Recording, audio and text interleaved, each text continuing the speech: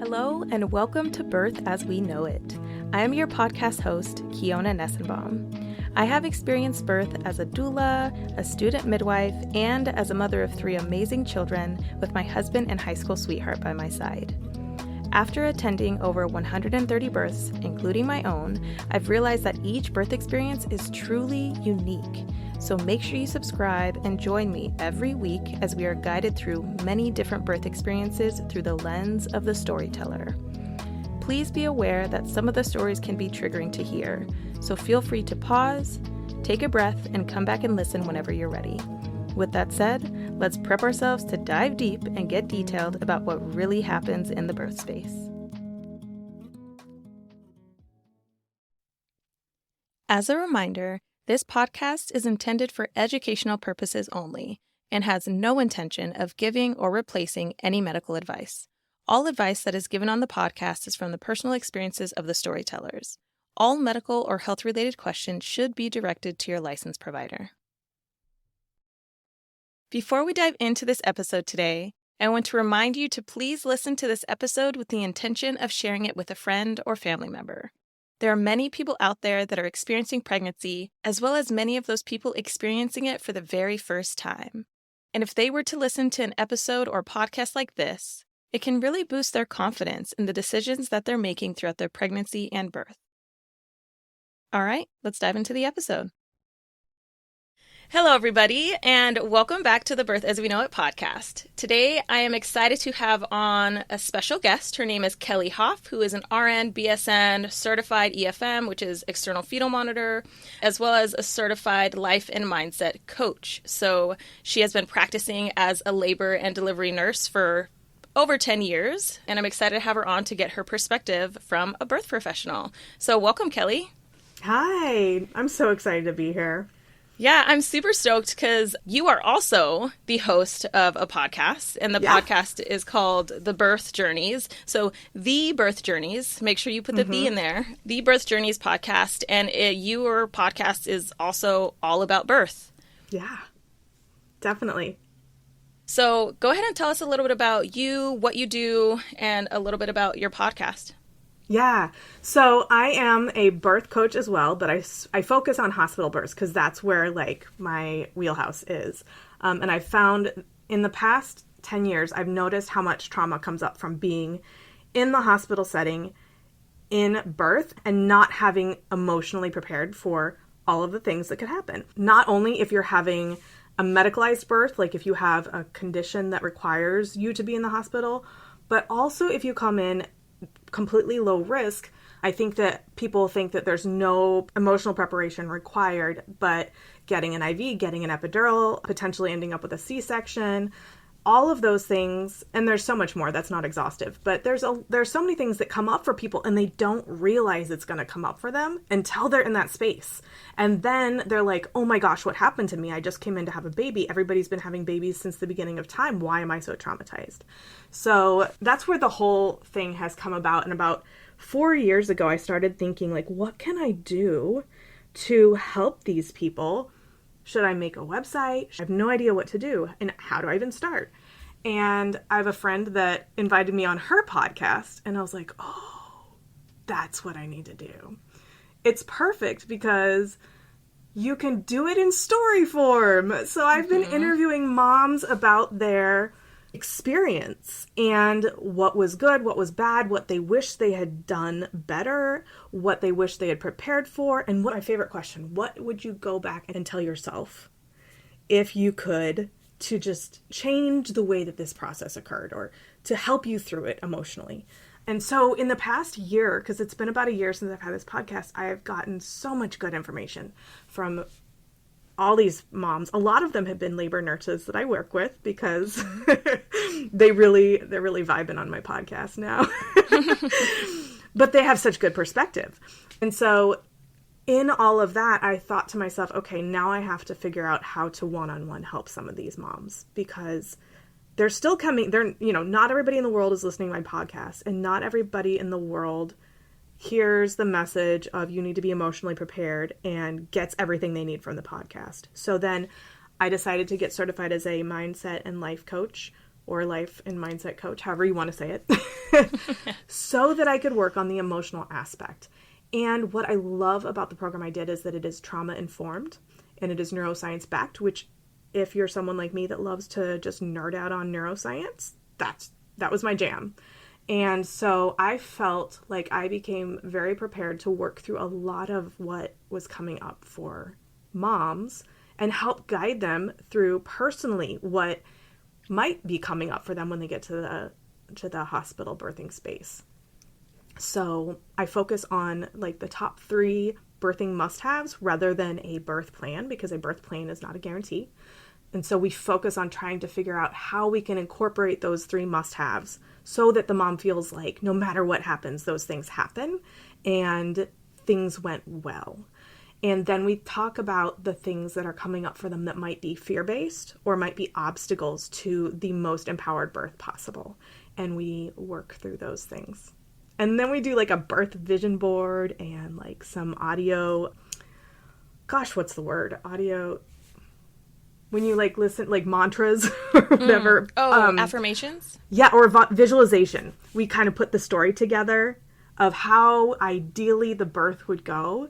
And when you start to spin out, and I'm not necessarily there or available to talk you through it, you have that audio that's like, okay, this is how my ideal birth will go. But we remember it may not go that way, but that is even if it starts to get out of sync, we just go back to wherever we left off, wherever it started to, veer to the left and pick up from there and say, okay, well, this happened, but you know what? We can still do this, and this, and we can still listen to this and get back into that vibe that we want to be in the birth space and have that emotional control. So yeah, that's where I'm at.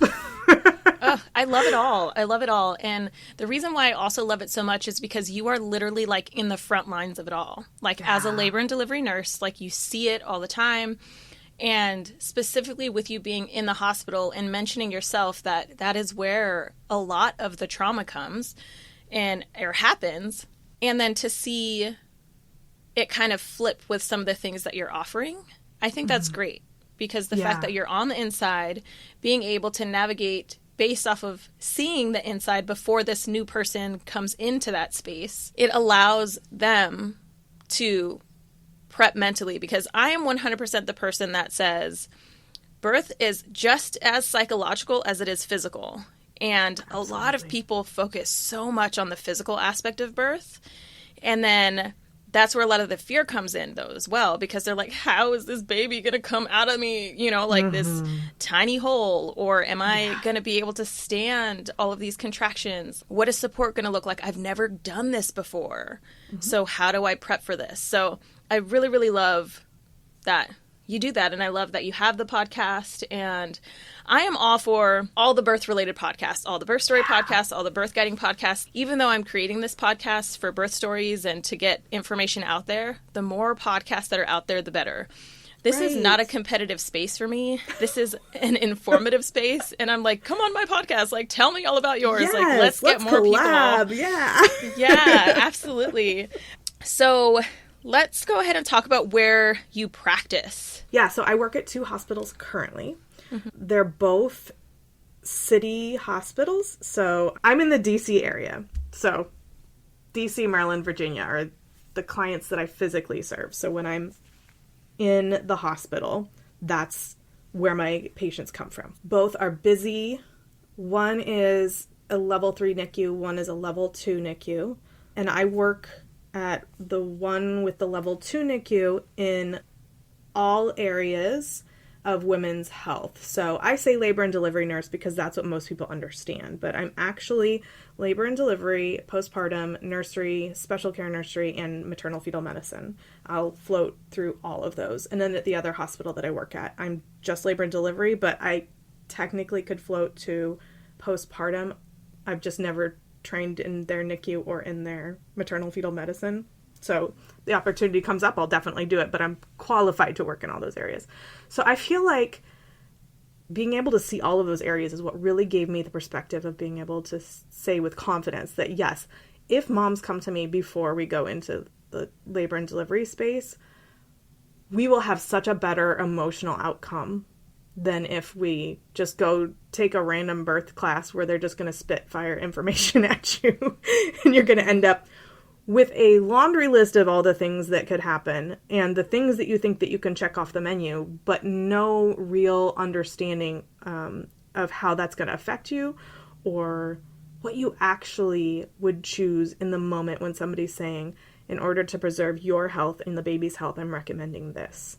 And I feel like that's what's missing in the hospital birth space. In an uncomplicated, straightforward, everything's going well delivery at a birth center or at home, that's a completely different situation. You're in your element. You're not having to have all of these interventions, like even fetal monitoring and all of the policies for liability, and you're not sharing the space with many other patients on the unit that are going to potentially require more intervention or more help than you, and then perhaps maybe take the attention that you would have if you were in a birth center or a home birth. So I don't think a lot of people realize that they're not going to have the one-on-one attention that they get at home or in a birth center, but they get the advantage of all of, the operating room, because neither the birth center nor home will have the operating room. All of the teams that you can get at a push of a button, emergency response teams, or the NICU, whatever level you end up being at. So it's a balance, and I don't think people are completely aware of what their options are, what they're choosing, and how important it is to know. Mm-hmm. Mm-hmm. I think I got off track there. No, it's okay. It's okay. I 100% agree with what you're saying, because a couple of things come up for me when you were just talking. And one is, I personally feel, as a birth worker that is primarily outside of the hospital, I have supported people as a doula inside the hospital many a times, but outside of the hospital, with having that experience of both in and out of hospital supporting with clients, or even as a student midwife. As a student midwife, I was studying as a certified professional midwife, so that's an out of hospital midwife. Mm-hmm. I feel that in the hospital, they play with fire a little bit more because they know that those things are right down the way at the push of a button, right? Mm-hmm. And in an out of hospital setting, we don't play with fire. You know what I mean? How do I say this? Everything has to stay normal. You specialize in normal. Yeah, and I wouldn't even use the word normal, because normal is different for so many people. Like, what is normal? I would say, back to what the vocabulary that you used earlier, by saying we specialize in low risk physiological birth, right? Yeah. We don't study cesareans. Of course, there are some clients that transfer and may end up in a cesarean, but the way they get there is different every single time. Yeah. If they end up getting there. So with us focusing on the low risk physiological aspects of birth, we're not trained in treating pregnancy as an illness. We're trained in it being okay and low risk until something else points us in the opposite direction. You know what I mean? Mm-hmm.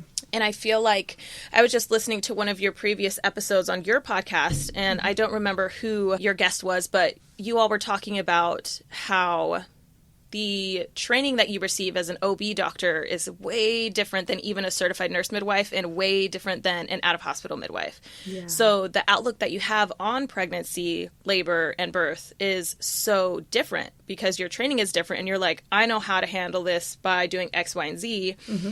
And then,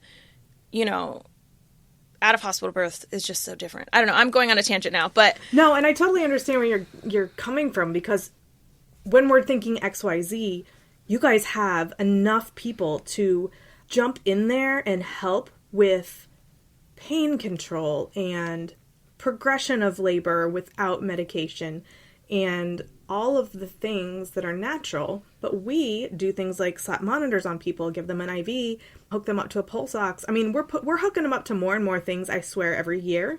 And I'm like, why are we doing this?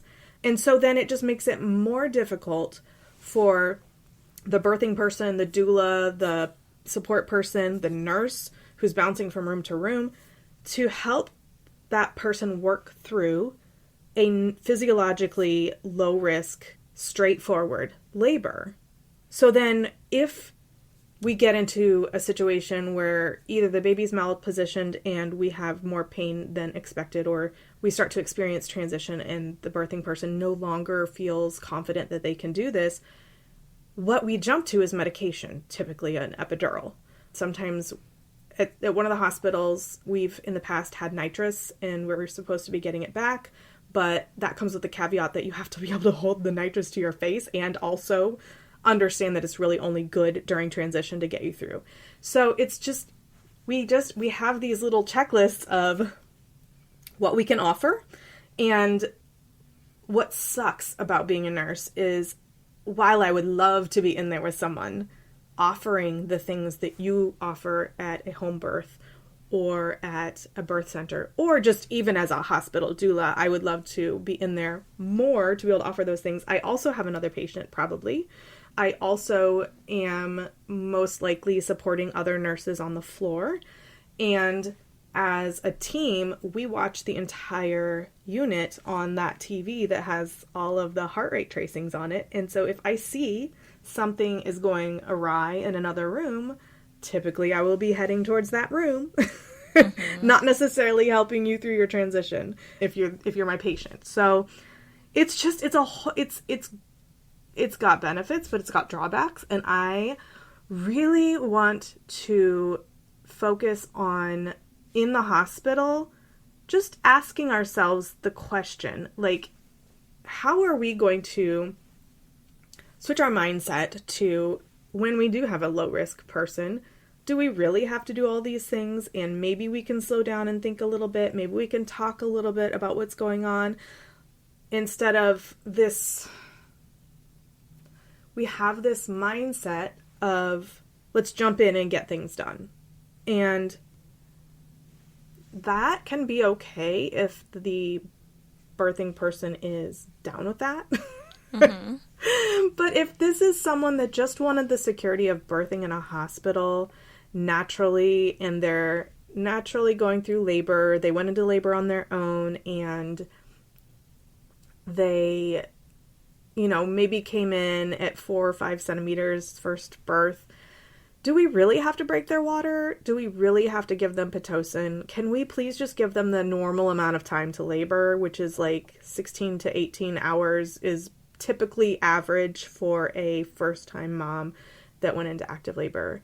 But what I find is that people get antsy and they want, they've got people that are ready to come in for their induction and they need a room and all of that, which I get because we've got the bean counters telling us that we need to make a certain amount of money. Mm-hmm. But we also have the goal of providing personalized, individualized care to benefit the person that walks through the door of the hospital, not necessarily to get people through in the most efficient manner. So the way that hospitals work and the way that natural birth works do not really go together very well. And I really hope that by having these conversations, we can start to ask ourselves how we can fix that. And if that means going to a model where maybe we don't have the low risk patients that come in to birth normally, quote unquote, go to the hospital.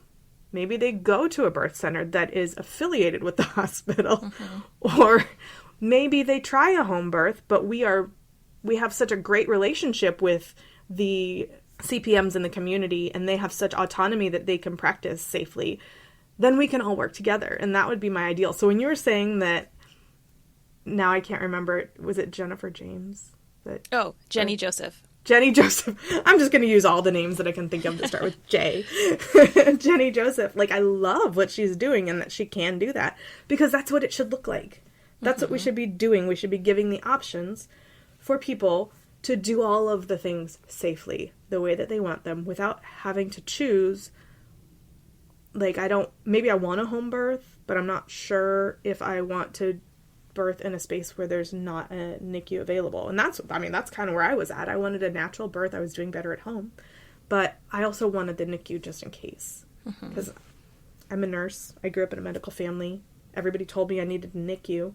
So, and I've worked in hospitals for many, many years, and I've seen the worst case scenario, and I don't want that at a home birth. So. And that's that's the balance, the psychological balance of being a birth worker and seeing it all, because you know so much more than the average Jane or Joe that's out there on the street that's carrying a child, you know? So you think of the worst off. Like, I've heard people say that, oh yeah, like in one of my episodes with Ashley Winning, she was talking about how her sister was a labor and delivery nurse, and she was like, heck no, I'm not going to try for a vaginal birth. This is crazy. Like, I'm just going to schedule cesarean because I know what that looks like. And so that was like, it would have been easier for her because she's like, okay, I know that in a cesarean X, Y, and Z happens because she has supported as a nurse on the sidelines of many cesareans. But besides that, I love what you're saying with the collaborative nature of midwifery and the community providers with the hospital, because it makes me just think of all of the other places around the world where midwifery is the primary provider for low risk pregnancies, right? And I am 100% an advocate of saying your birthplace, wherever you feel safest, is where you should be, right? If you feel safest in the hospital, go do that. I am not against hospitals. Hospitals save lives every single day.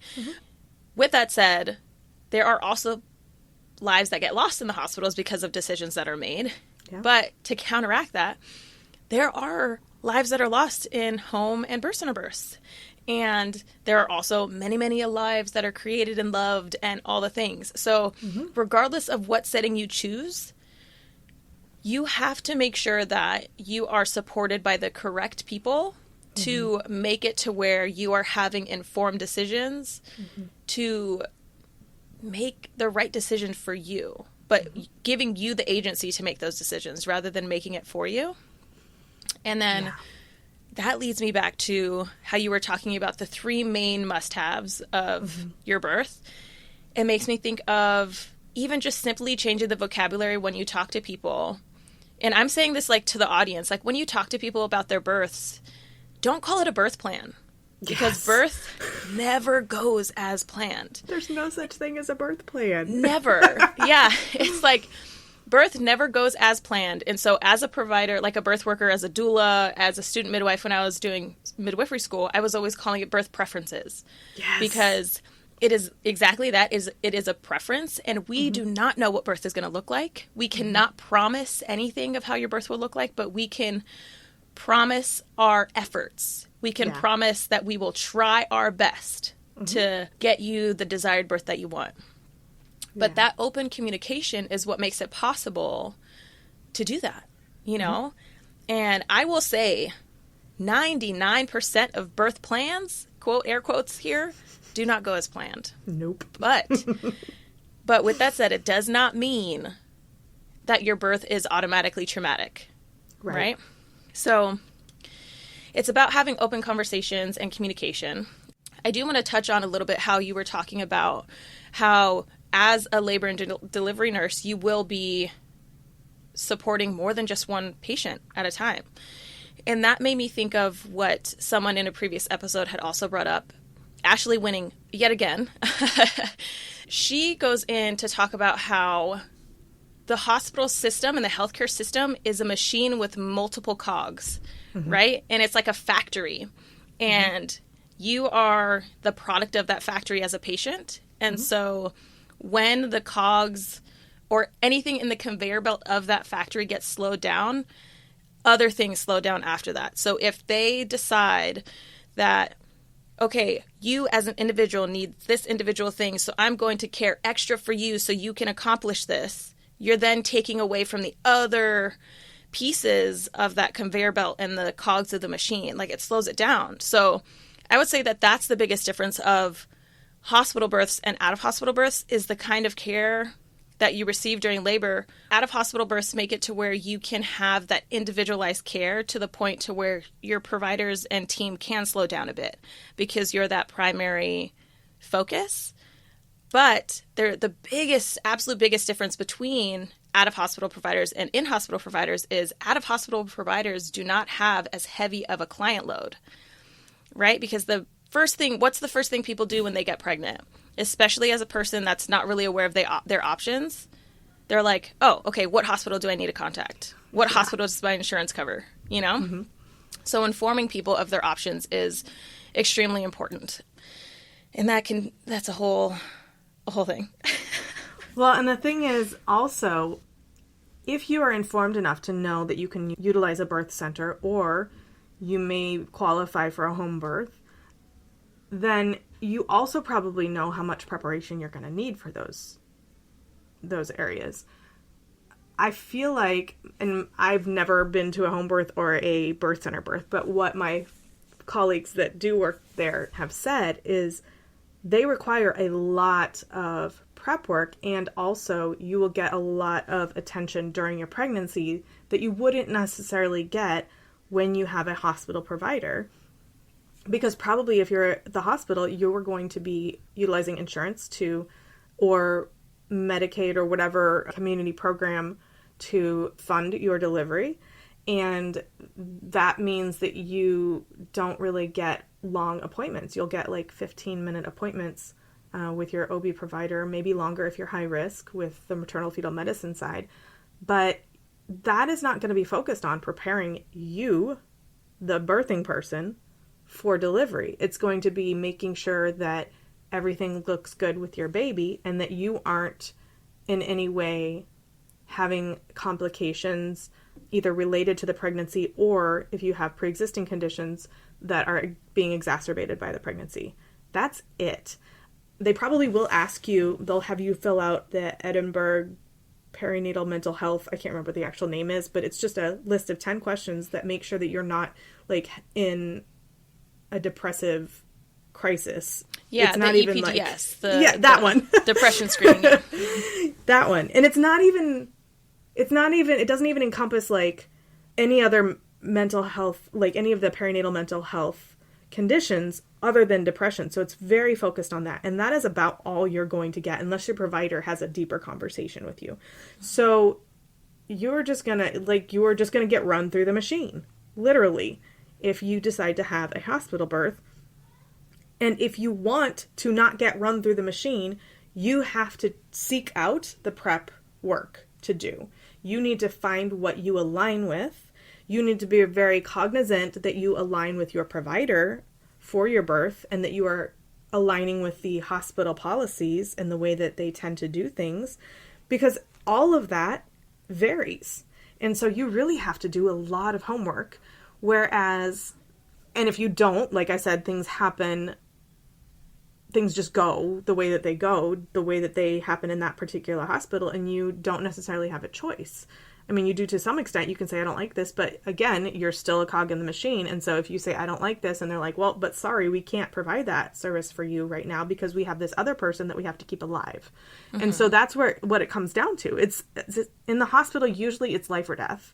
And if that person down the hall has a baby that looks like it needs to go back to the OR to save its life, you're not going to get the one-to-one care that you want. You may not have the nurse at the bedside helping you position. They may just say, okay, cool, stay on the monitor. And you may get some random person coming in that's another nurse on the floor that you've never met, repositioning you. You may have nurses that cycle through, and you may have more than 1, 2, 3, 4 nurses on a shift, because you never know. We have to shift assignments all the time to keep people safe. So it's a completely different scenario, and most people I find are not prepared for that if they're birthing for the first time.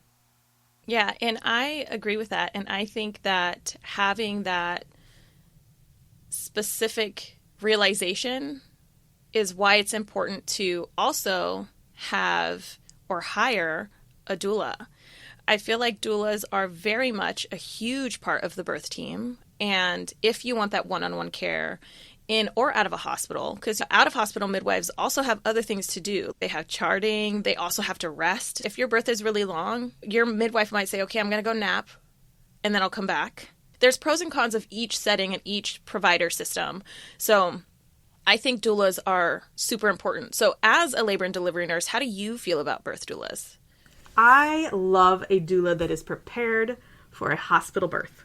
Mm-hmm. What gets under my skin are the doulas that come in trying to, how should I put this? To use their patient to fight the hospital birth setting. Like, that's not the place. I don't love how we do everything in the hospital in the context that it isn't always patient-centered or patient-related or individualized for that patient, because we're having to also kind of balance our resources. I get that the individual may not fully benefit from that model, but there's not a lot we can do about it, and also keep people safe. So when I have doulas that come in having an attitude that the way we do things in the hospital is bad because this is the way we do them at a birth center, or this is the way that we do them at home, and you have a patient that does not qualify for that setting, and we're trying to do everything we can to give them the birth that they want in the context of the hospital while keeping them safe, it doesn't help the patient at all to try to fight every policy of the hospital. So there are certain things that we do have like wiggle room on. And for the most part, we are happy to adjust the way that we do things. Whatever's in, and I'm speaking of as a nurse, whatever's in my scope of practice as a nurse, I will be the person that advocates for my patient. If it gets to the point where I can't keep my other patients safe and do that at the same time, I'll be having a conversation with my charge nurse. I will still be advocating, but it starts to become something I can't necessarily control, because then I have an ethical issue. Do I provide this service that this patient wants, or do I provide this service that this patient needs? And so I have to choose sometimes.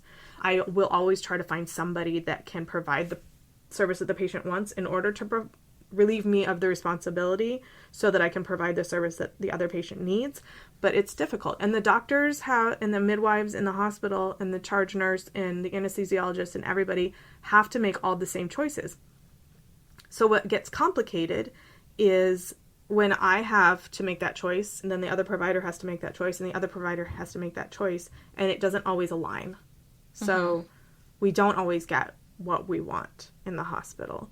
The other thing that comes up, and this is what I'm really trying to work to dismantle, is the trauma that every one of us has been through, and trying to, and I mean providers, so, or healthcare professionals, so the nurses, the doctors, the anesthesiologist, the charge nurse. What I notice is most of the time, the trauma that the patient experiences, if it's not completely inevitable, it's because the provider is projecting their own past trauma onto the patient. So I notice that providers get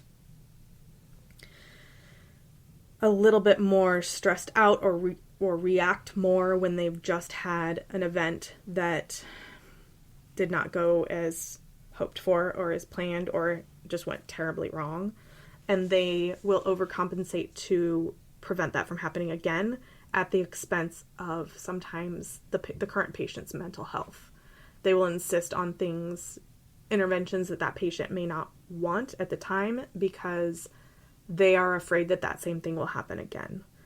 That same outcome that they thought that they could prevent before when they're being easy breezy relaxed and things didn't go as planned. Now they're trying to overcompensate and make sure that, and assuming that the reason that happened in the past was because they had that easy breezy attitude. So, and we don't have very many, I mean, historically we haven't had a lot of services to help us work through that trauma. So I'm not faulting providers. I'm just saying that we all need to be aware. We're starting to get training on that. We're starting to get training on being trauma-informed with patients, and they're scratching the surface on being trauma-informed for ourselves. But a lot of us, like, and nurses can't necessarily always afford mental health care and therapy and that kind of stuff. So I'm seeing there's a shift now. Like, one of the hospitals that I work at, they offer free mental health care for nurses, but sometimes it's hard to get in and that kind of stuff. So it's just, it needs to get better. But I just want to acknowledge, because there's no real solution yet, or, I mean, there is, it's just slow coming, but a lot of what I think happens in the hospital is based on the provider's past trauma or the healthcare professional's past trauma. And I don't think we need to act that way. So I'm trying to be a lot more. I know that I have been swept away by those thoughts and feelings before in the situation. Like if a doctor comes in and says, we need to do this because XYZ, and I didn't know as much, and I was like, oh, okay, this is an emergency.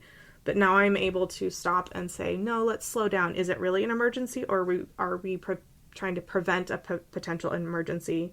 And maybe we can, be a little bit more calm about this, or maybe we can try something different. I'm really trying to slow down personally and facilitate that mindset with the people that I'm working with, because I feel like I have that knowledge now and not everybody does. But it is such an uphill battle at this point. And so back to what I was referring to before, it is very, very important to be prepared when you go to the hospital, to put in that work. I look at it as parenthood is going to be your next career. You wouldn't go to a 3-hour class to train for your next career, more than likely. Yeah.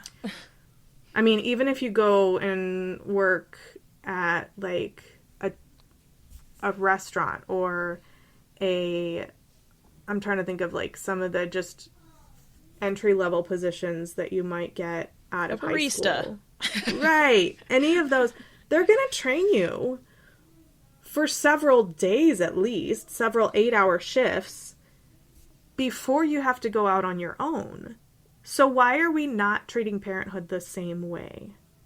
Mm-hmm. And if you don't know how you're going to go into that birth space and prepare to then take care of a baby, I mean, we'll help you in the hospital, but we're not going to give you an all-inclusive course on how to take care of yourself and the baby. It's going to be like, hi, I'm going to walk in and change this baby's diaper. Get over here and look, because I'm going to do this once, and then you're going to do the rest. you know? Mm-hmm. It's like, I got 5 other patients whose diapers need to be changed right now, so let's get this done. Right. So if you want to feel confident in the birth space and in the early parenthood space, because that's what I deal with. I'm not a coach for parent. I need probably a parenting coach. Me too. That's not my jam right now. Yeah. But if you want to be confident in that space, you're going to need to surround yourself with resources and start with a birth class, a birth coach, somebody that you align with, a doula that's going to help you through the space, a midwife if you're going to do, a hospital birth that you want to have a natural, low-risk delivery, or if a midwife if you want to be in the community, like the birth center or at home, or a provider that you align with. You need to be very intentional about the people that you surround yourself from now on, essentially. Right, for the rest of your life. Yeah. Right, the rest of your life. It's very important. Like, the trial and error phase of your life is over. Mm-hmm. Now we're going to be intentional. Like, let's do this right. I will say that a lot of parenting is trial and error. That is true. That is true. But we're not going to just be like, oh, okay, yeah, that person that looks super sketch down the street, like, yeah, let's be friends. Like, you're going to have to really think about who you're going to surround yourself with now. Like, right. You need a village that is there to support you. That doesn't include necessarily the people that are going to bring you down, or that are going to weigh you down, or that are going to take all your attention so that you can't put your attention where it belongs with yourself, your family, your kids, all of the things that you need to survive. So I want birthing people the second that they find out that they're pregnant to be that intentional about the rest of their parenthood experience, because it makes such a difference. Yeah, I hear you on that. I definitely hear you. And I do want to touch on that aspect. But before I dive into that, I do want to go back to what you were talking about how the provider's past experiences impacts like the decisions that they make in their active patient setting. Mm-hmm. I also want to piggyback on that and say that happens in out-of-hospital birth as well. Okay, fair. Yes. And that it also happens with some of the doulas that you may be finding super under your skin annoying, And I want to say that because I probably was one of those doulas at one point in time for a specific patient or client. And I say that because usually when a client comes into the hospital setting, that is the nurse's first time, or sometimes even the provider's first time, depending on who is on call or how their group practice works. It's their first time meeting that patient, right? And then the way that they're deciding what decisions to make for that individual client is by reading their birth preferences or birth quote unquote plan. And some people that are overworked and exhausted and dealing with 5 other patients may look at their birth preferences and be like, I already know that's not happening, so I'm not even going to try. You know, and I'm not saying that that is you or everybody else, but I know that there are nurses that I have come into the space with that have done that. And as a birth doula that has a very strong passion of supporting birthers of color coming into a hospital setting, I am the advocate that's like, okay, can we pause? Let's take a pause. Let's take a break, because my client here has sexual abuse traumas. My client here has racism experiences. Like, let's do the best we can in this situation to make it to where my client feels seen and heard and valued. And I remember supporting, I'm going to do a really small story here. I'm going to try my best. You had not involved the names and the specifics. No HIPAA breaking here. We're following the rules. There was a client that I was supporting that was a person of color, and I had known her for like 13 years at this point, right? And there was this one specific nurse at this hospital that they were birthing at that I was like, if you get this nurse, I know that you will not vibe well with her. So if you get this nurse, automatically ask to get a different nurse, because if you can get a different nurse and it's possible and they make it happen, cool. You know, sometimes that's not a possibility, and you got to work through it and figure out how to work with your nurse. And then that's kind of when you're like, okay, guards up. We're going to work really hard on making it this environment smooth and safe and everybody feels seen and heard. Because there was another client where she loved this nurse that I'm talking about, but for the specific client that I was working with, it was not a vibe. And so this nurse happened to be their first nurse that came on shift. Of course. And, well, actually, it was like their second nurse, because the first nurse, you know, my client ended up getting an epidural and was resting and everything. And then shift change happened. And then this nurse that I was talking about that was not a good fit came in, automatically didn't even greet the patient or the client, turned on the lights, was like, oh, okay, let's flip you over, da-da-da, blah, blah, blah. And my client was resting, and she was, like, so caught off guard. And she was legitimately scared because the energy that this nurse brought in was very demanding, right? Very demanding. And my client was, like, terrified of birth to begin with. And for her to have someone come into her space that she had just settled into, to come in and flip and like start demanding all of these things without even asking her her name, was completely traumatic for her. And so her partner looked at me and I was like, this is the one. And he was like, okay, this is the one. Yeah, now I understand why this was the one. And so he went out and asked for a different nurse. He wanted to speak to the charge nurse to get a different nurse. And they ended up getting a different nurse. And as he's out there talking, my client is crying because she's scared and worried and concerned. And she's like, what if she comes back in and she confronts me because I wanted to change nurses? And I was like, she's a grown woman. She's not going to do that. Right, you know, no. She's not going to do that. Guess what this nurse did? What did she do? She came back in and she said, I can't believe that you didn't, like, you don't even know me. I would have given you all of the best care. I would have served you as blah, blah, blah. And I was like, dude, just take it as you're not the best nurse for this person and move on. Like, you literally were in the room for less than 15 minutes, probably even less than 10. And you put this vibe that my client didn't appreciate. And then you came back and confronted this client who is so vulnerable.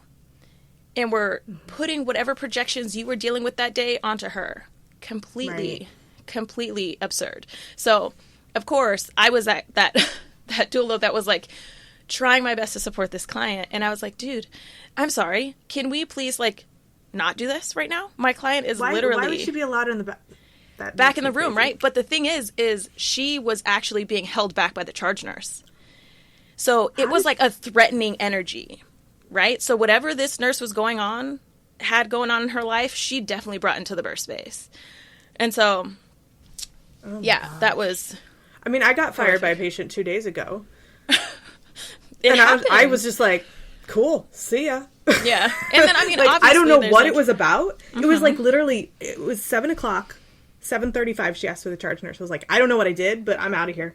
And I mean, that should also say, like, you also wouldn't want to spend your entire shift with that person anyway, right? No. Yeah. Like, I could tell, like, something about me offended her. And I could tell because she was like, her body language, she was on her phone, she wasn't looking at me, and I was like, I don't know what I did. She claimed I didn't say my name. She didn't hear me say my name, which, whatever. I mean, I don't think it was about that. It was probably like, I don't know if I looked like someone that had threatened her once, or maybe she hates my podcast. I don't know. Yeah. I have no clue. But that's not about me. Yeah. I don't even make it about me. I was like, at 7:35, like, literally, like, if it's that early on, we don't vibe well, cool. I don't need to be in your birth space because this is super vulnerable for you, and I don't want to be in here. Like, I don't want to cause anybody stress in their labor. I don't want to be the reason that they feel stressed out. So if for whatever reason I walk into your space and my energy is not what you're going to be able to work with, I'm out. I don't have a problem with that.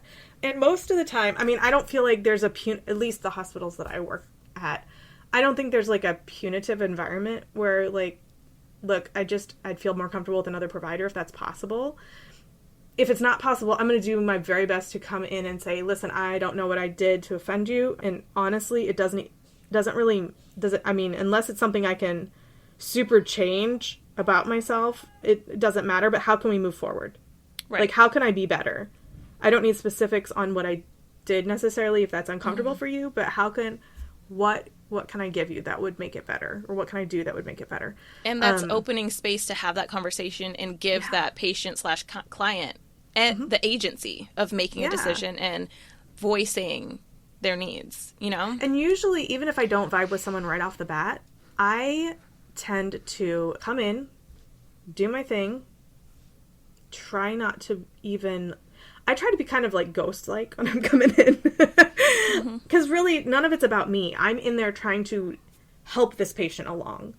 And I start to just like look at the body language, look at the vibe, try to figure out what's working, what's not, like quietly, just observing. Oh, this patient relaxed when I said it this way. Or this patient seems to be more comfortable in this position. Or... they seem to be happier with the lights off. And then I'll start asking questions about, do you prefer the lights off or on or whatever. I find that if you jump in like that and say, do you want lights on or off? Do you want the cover up or down? Like all of that, that's overwhelming. So I try to just kind of read the room instead of jumping into their space. And then usually, even if there's like a bad vibe at the beginning, most of the time we end up okay. Right. So most of the time I can turn it around. But in that moment, if she was just not vibing that, or she was not feeling that I could turn it around, or if she just didn't even, like, whatever it was, I don't care. I don't need to try. It's fine. There are plenty of, I got a new patient. We had a beautiful birth. Everything was great, you know? So, yeah, I mean, you don't have to be a good fit for everybody. Like, I'm not going to get married to everybody that I meet. So why would... God, that'd be horrible.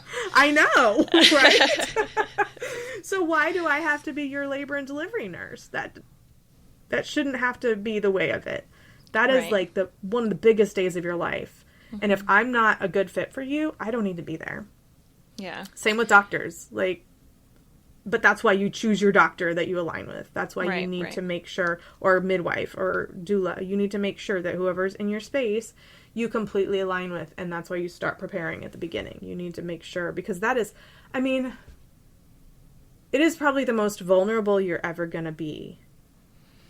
And who is there with you and how you prepare is so important. So important. Yeah.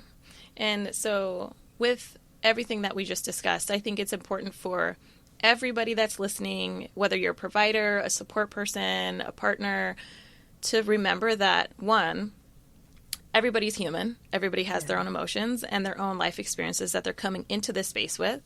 And doctors are not superheroes, right? They're also human, balancing all the things. And then two, the people around you and the people that you choose truly matter.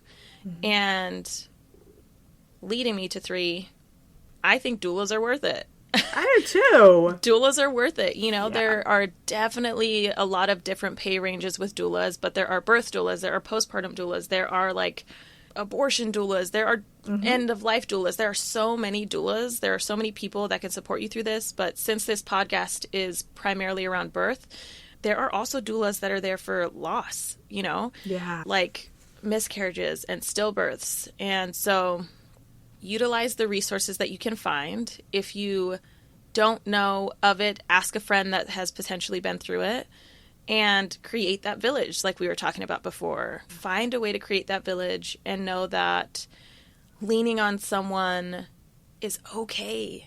You're not asking them to do it all, but leaning on someone and trusting someone after you develop a relationship with them is okay. I feel like here in the States, or just in this day and age pretty much, it's all about the independence, doing it on your own. I can do it by myself. Like, as soon as I'm 18 years old, I'm going to move out of the house and get my own place, yada, yada. Now everybody is scraping the walls and, like, you know, about to tear their skin off trying to get this community and get this village that people have been so willingly giving up. Yeah. So just really focusing on finding that village and talking to people in the space. And, like, for example, if any of the listeners listen to my podcast or your podcast and it doesn't vibe with them, I guarantee there's another resource out there that they'll benefit from. So yeah. Oh gosh. Okay. So I do want to ask you, you are in this birth space and have been for so long. What inspired you to get into this space in the first place? That was such a funny question for me because, I mean, it wasn't necessarily that I was inspired. It was like kind of the way I live my life, essentially, or try to live my life. It always doesn't always work out, but if I just really dig deep and search like my gut for what the next step for me that looks correct will be, like, what comes to me is from Frozen 2, the next right step, but I know people get really annoyed when I say that, but it's so true. That's how I've gotten here. I started off in high school knowing that I was going to move to the Dominican Republic and live there for 2 years. I just knew that because I'd been going there with my church for about 4 years, and we'd been working in, like, the sugarcane villages and building a hospital and all this stuff. And then I was like, I'm going to go work at this hospital that I helped build. And so I just bought a plane ticket and I did it. And I went there without a place to live, like without a plan. I just knew that I was going to go to this church. I told them I was coming. Other than that, I was like, I'm going to get there and we're going to figure it out. Right. And when I was there, my church requested that I help them with their family planning program. And I helped write the family planning program for the people in the sugarcane villages and helped get the women signed up for the sterilization surgeries if they've already had the number of kids that they wanted, helped with the teams that came down to do that. And when I left, I realized I was planning on being a teacher. I taught English there while I was there too, but I realized I didn't want to teach. I realized if I was going to teach, I wanted to do it like in the hospital space. I didn't want to like do lesson plans and stuff. I was like on the fly. I just kind of want to do it that way. And so the quickest way out of college was to just finish up with my degree in Spanish. So that's what I did. And I started taking the prerequisites for nursing school and medical school just to kind of figure out where I needed to go. Weird turn of events. Got waitlisted to nursing school, ended up in medical school, had all sorts of like health problems while I was there, had to drop out, went and applied for nursing school again, got in, and ended up being a nurse. All the while, I was a Spanish interpreter at a children's hospital and at a hospital where most of what I did, so I would be on call overnight, most of what I did was labor and delivery.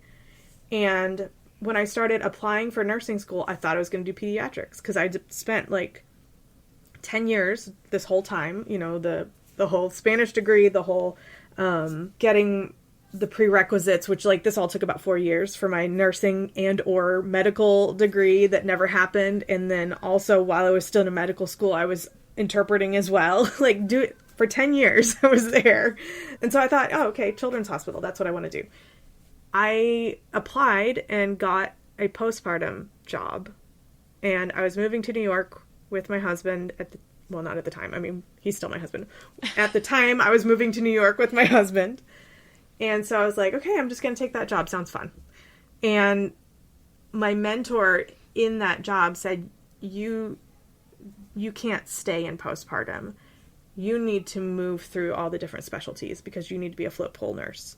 And if you want to do any additional things with your career, you need to have understanding of all of it, and you need to be proficient in all of it. And so I just said, okay, I guess that's what I'm doing. And so we moved 2 years after we got there, because it's hard to raise a kid in New York City. So we So I've heard. After my daughter was born, we just got right out. So now we're in the DC area, and I got a job in labor and delivery. And I was like, perfect. My plan is coming to fruition.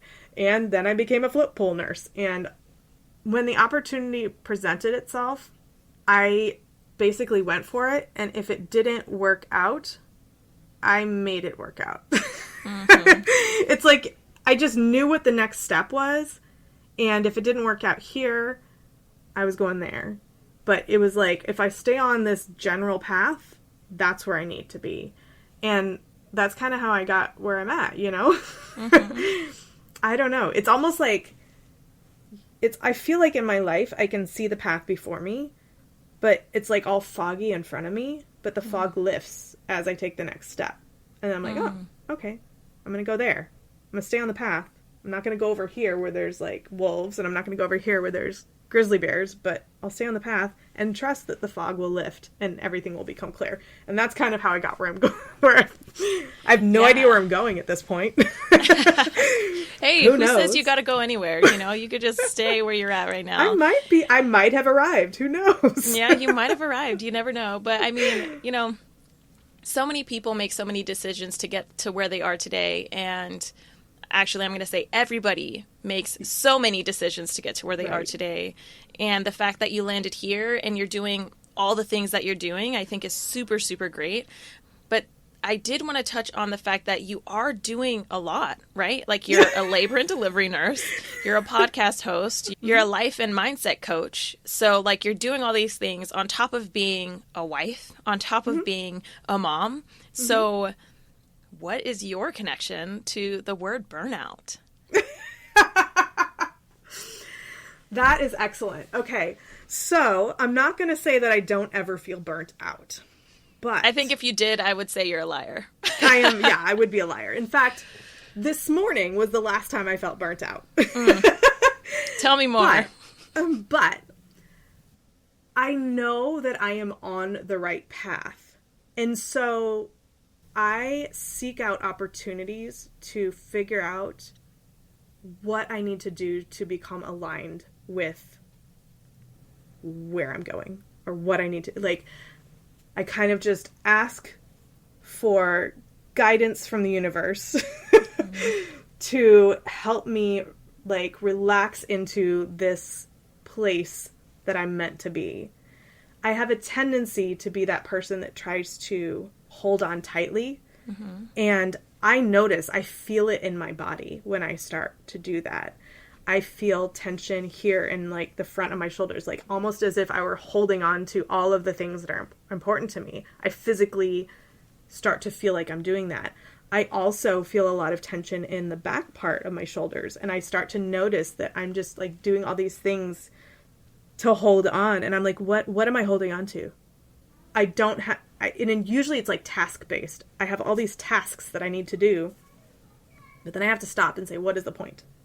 What is the point of everything I'm doing? And the point of all the things that I'm doing right now is so that I can spend more time with my family and doing the things that I love, and also so that I don't physically wear myself down by working at the hospital. And so my goal is to be able to pivot to do more birth coaching than hospital birthing, because I'm 45 physically. Hospital birthing is too hard on my body. I have had injuries, and I still have, like, I go to the chiropractor all the time because I've got this shoulder injury from trying to get a baby out that their shoulder was stuck. It's called shoulder dystocia, and one of the maneuvers is to kind of put your fist into someone's pubic or right above someone's pubic bone and manipulate the baby so that it can come out. I injured myself doing that. I've injured myself doing so many things, and it's just not worth it, because at the end of the day, what am I left with? And so when I look and I find this need with my patients, you know, that's what I felt like I was being called to do. It's hard to get there, and how to get there is if you haven't, like, if you don't have a business degree, or if you don't have a business plan and you're just kind of shooting in the dark, it's hard. But I keep the understanding that when I get there, I know how it's going to look. And the goal, and even though I have to work hard right now and it feels like I'm doing a lot, sometimes it feels like I'm doing too much.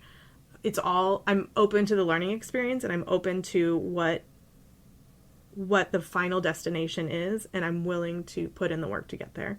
And I have to back off sometimes, you know?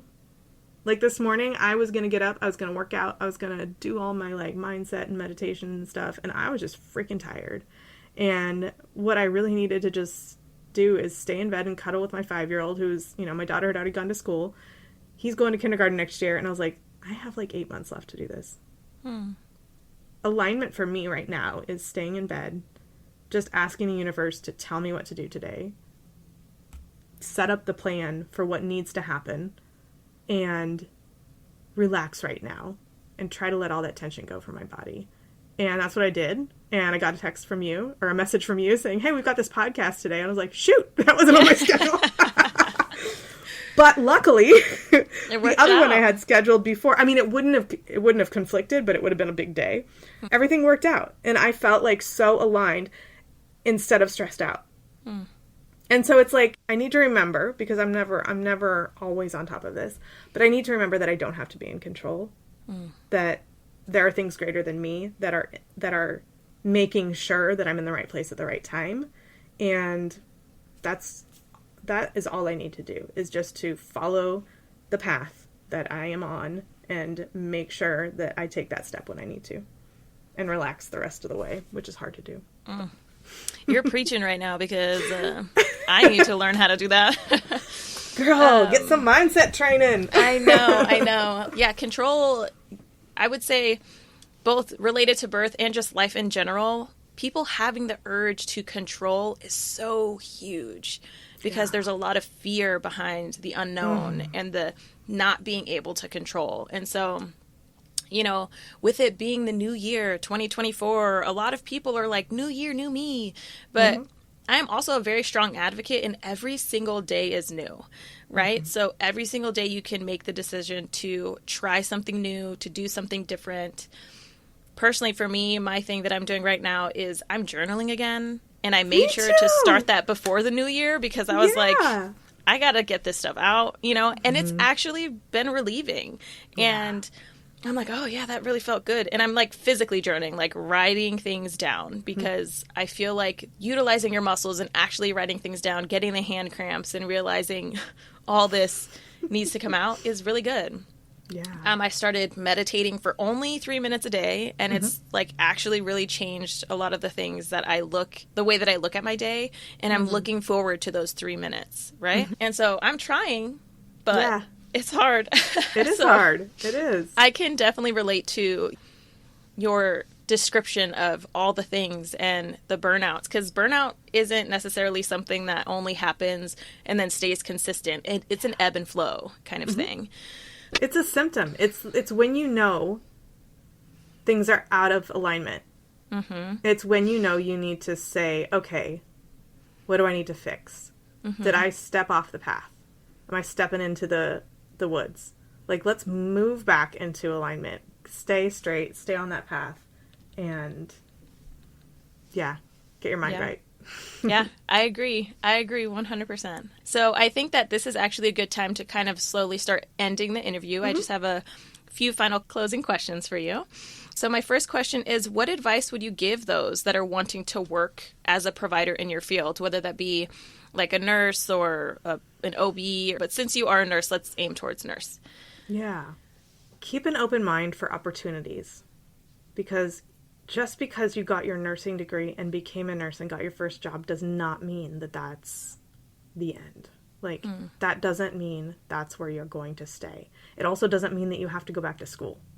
There are so many, just stay open to the possibilities that present themselves to you. And I keep going back to like listen to the universe because that's how I identify. I don't like to be denominational. I don't like to hang on to one religion because I know that everybody out there has their own thing that they identify with.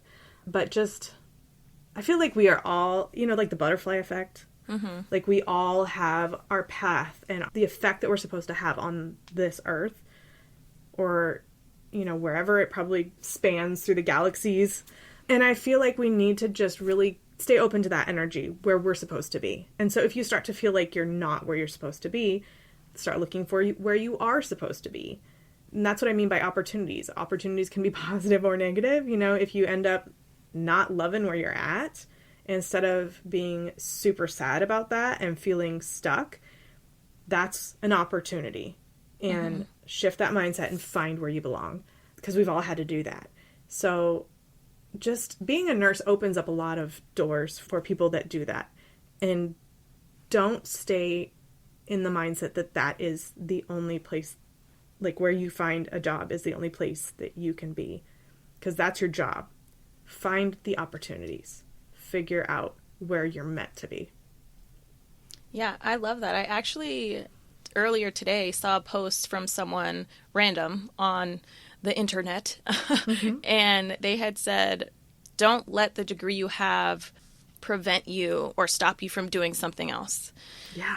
And I feel like that's a really good point, because you were just saying, like, you know, just because you got your nurse degree doesn't mean you have to stay there or be stuck there. And I personally relate to that as well, because I was, you know, going to midwifery school and then COVID messed that up for me. And now I'm here and I'm still doing something that I absolutely love, but I would not likely be able to be a podcast host of this podcast if I was a midwife, because I would have no gosh darn time, right? So we all kind of fall amongst the stars, if you will, to whatever is happening. So, yeah.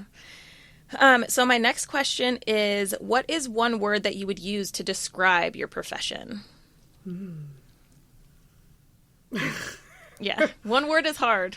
Literally what comes up for me is insane. Perfect. And I feel like you can relate to that. Yes, I can. And I think it's a really good word, but you tell me why you choose insane.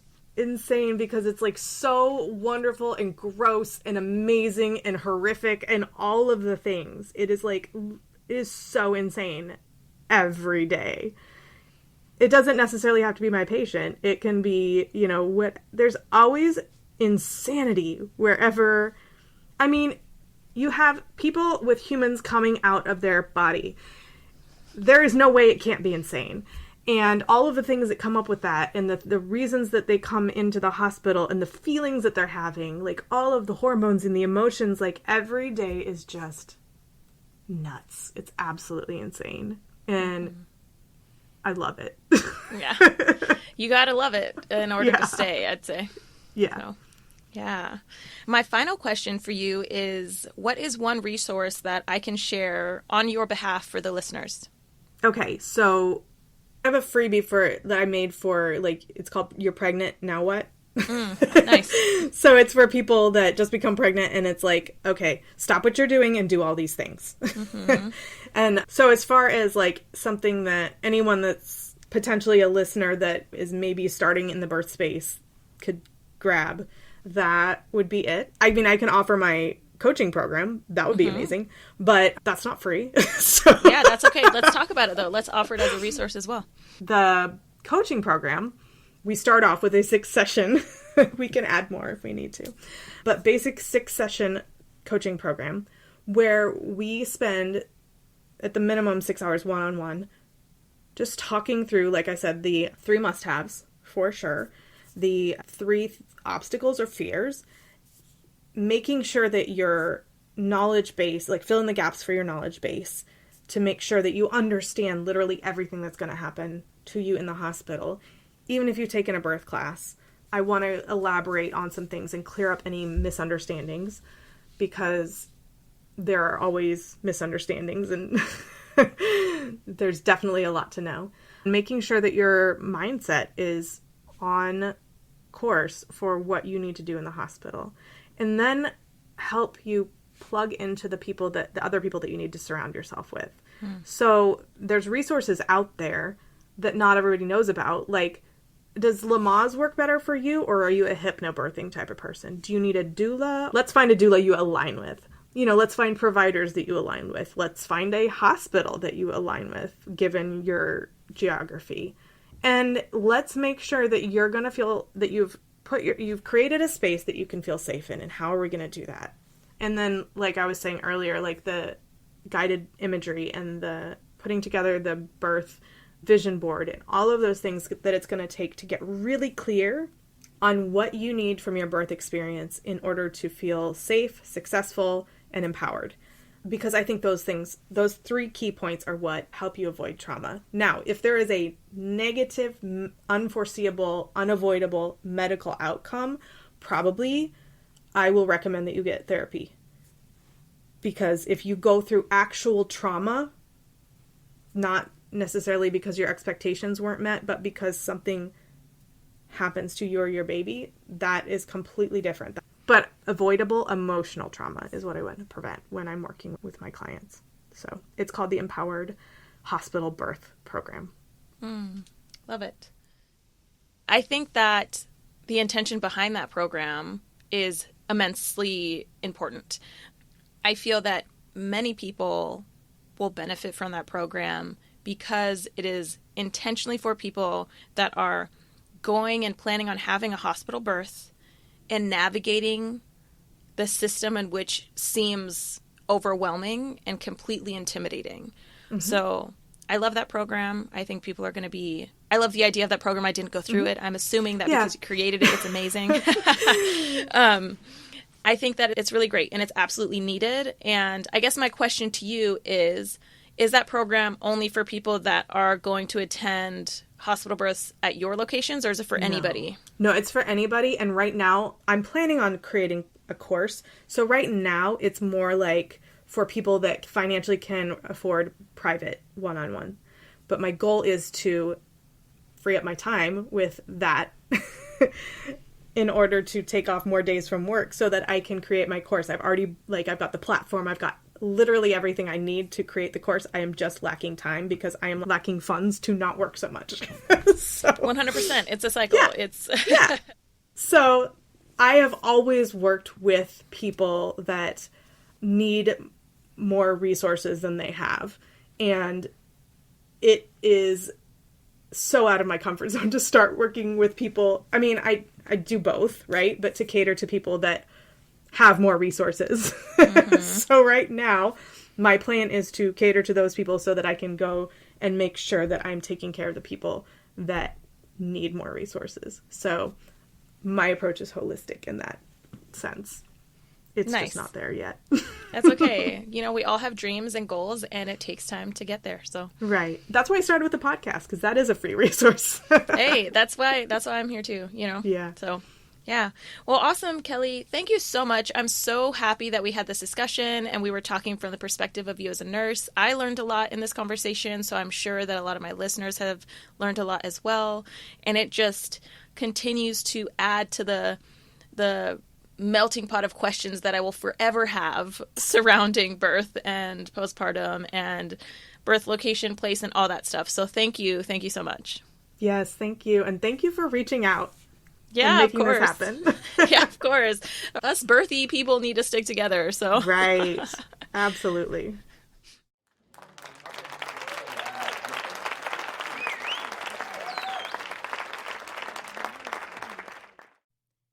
Interviewing Kelly for this episode was actually a lot of fun. I feel like the energies that we had with one another were so similar. And there were some times when we were both talking really fast because I think we got a little excited, but I just left it as is because that's true to our conversation. But Kelly, I wanted to say thank you so much again, and I'm so excited about this collab that we are doing. I also was interviewed this same day by Kelly for her podcast. And as a reminder, Kelly's podcast is the Birth Journeys podcast. And you have to be sure to put the word "the" because there is another podcast called Birth Journeys, but that one's not Kelly. So make sure when you look up the Birth Journeys podcast, it's hosted by Kelly Hof, and be sure to listen so that you can tune into my episode as well. And as for you listeners, I hope you listened with the intention of sharing with a friend, because there was so much information packed into this episode that I know for sure is useful for some of you, as well as someone you may know. So share this episode far and wide, and don't forget to follow me on Instagram at Birth As We Know It Podcast. Now, for next week's episode, I had the opportunity to interview a sister of a past episode interviewee.